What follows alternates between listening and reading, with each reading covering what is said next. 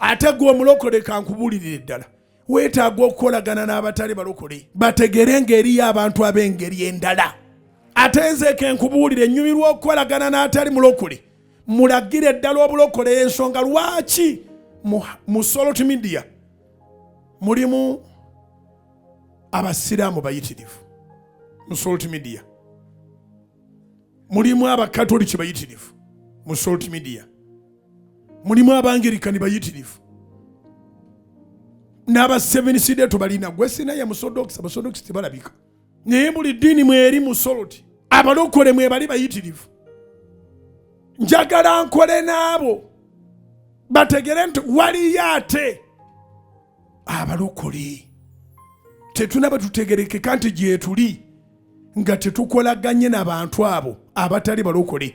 Version gye batulinako nkyamu bwe tubeesenda tebatuyiga tebatutegeera.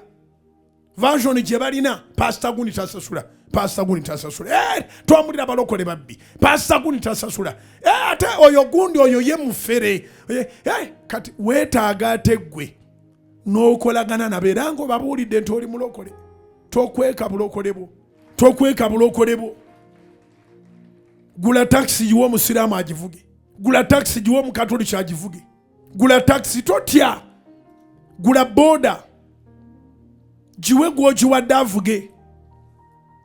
Mulina enjigiriza egenda eboonoona era atali mulokole abeera ajjudde emizimu. Kitaawo tanalokoka olabanga omuzimu ekika kyewama mulimu abatanalokoka bayitirivu gwe bw'oba balaba egyo mizimu. Okulokoka kirabo kiva wa Katonda abamu bakifuna mu ddakiika esembayo.